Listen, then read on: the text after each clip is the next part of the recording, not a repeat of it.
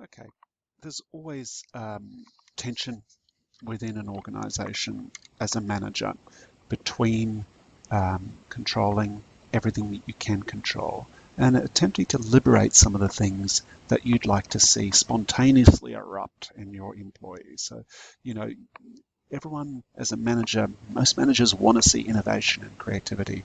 They want to see initiative. They want to see energy, enthusiasm. They want to see signs of people reaching out to help each other, what's called organizational citizenship behaviors. So if you attempt as a manager to control everything within the organization, you'll end up inadvertently hampering these spontaneous positive energies within your company. I want to focus today on the things that you do want to control within an organization. You do want to stop these issues of non-compliance with organizational outcomes or even with positive team behaviors that will make people happy at work. And it's nice to characterize these into individual and collective problems, if you like. And I'll come to the use of the word problem in a minute. But on the individual side, you can get the relatively harmless things like, people engaging in gossip, which can be quite, negative and can cause people to become unhappy at an individual level. There's also mild problems like presenteeism, where people turn up to work, but they don't come with their heart. They may be sick, or they simply come without spirit. And just mechanically go through the processes of doing the tasks that they're assigned or paid to do. You can get quality problems. You can get absenteeism, which is a more common method of showing you're unhappy. Employees who leave early and pull a sickie, for example, to use the Australian language. And more seriously, you can get cases of sabotage, and I'll have a look at that in a little bit more detail in a second. But on a collective level, some of the common symptoms, if you like, of problems within an organisation, not necessarily non-compliance, is when people start to unionise and organise. That's not necessarily a bad thing. Unionised companies often function as well or better than non-unionised companies because they provide employees with an opportunity to speak, or what we call within academic circles employee voice. Probably a more concerning symptom, if you like, is when people start to politicise and form alliances that have got nothing to do with organisational outcomes. This politicisation of your organisation is almost certainly a negative form.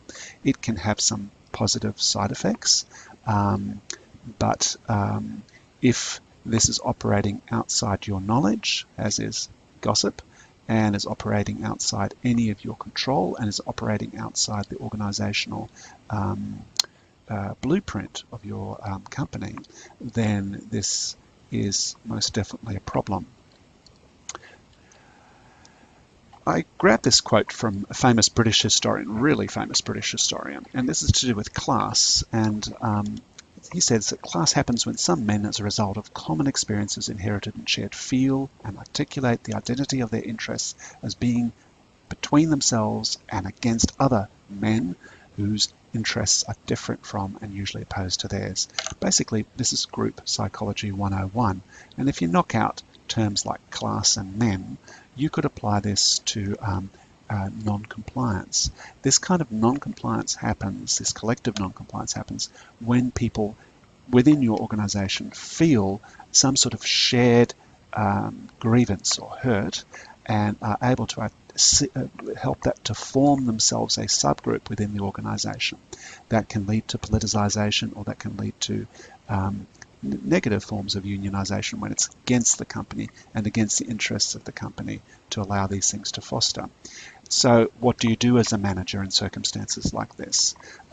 Isn't really the topic of what I'm talking about today, but effectively what I would argue is that you need to make sure that the communication between you, the boundaries between you as management and the rest of the organization are porous, breathe, offer the opportunity for a voice so that this us against them kind of mentality isn't allowed to foster or fester within the organisation.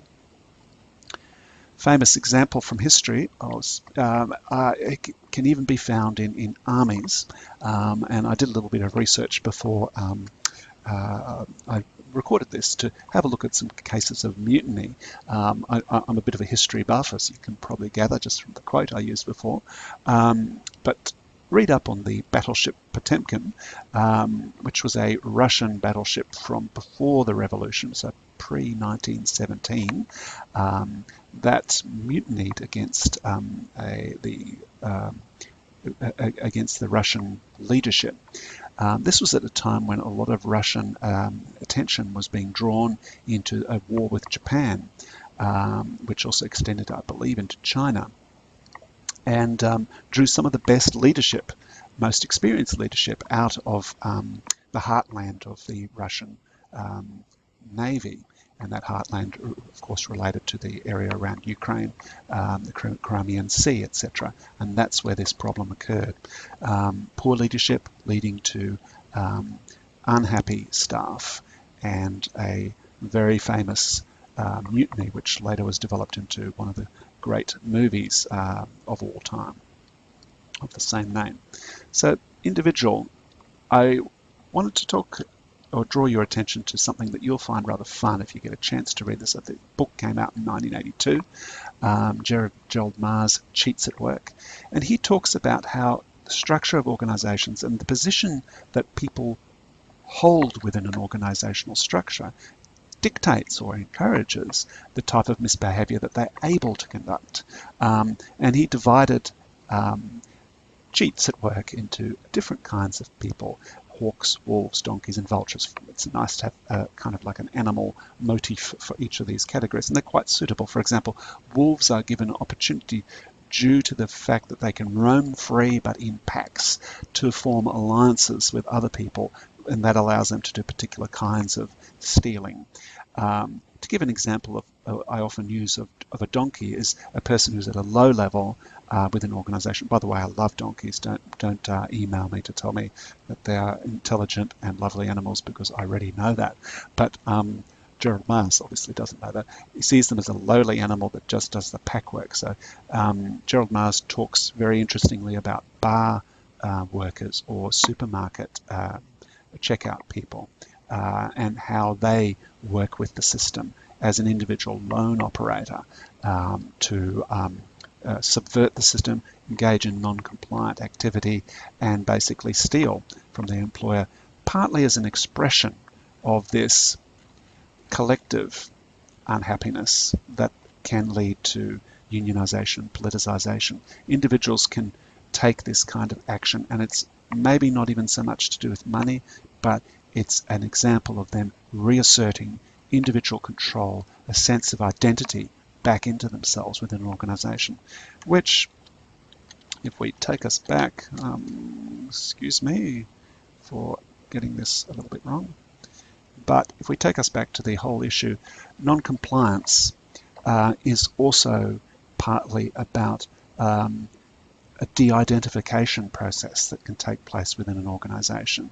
You lose a sense of self within an organization if you're not careful, and managers need to ensure that opportunities for people to be individuals allows people to bring that kind of enthusiasm, that creativity, innovation, energy, all the good things to work. So we're back to where we started, with needing to ensure that that tension between control and giving people the freedom to be the best that they can be is maintained within the organisation.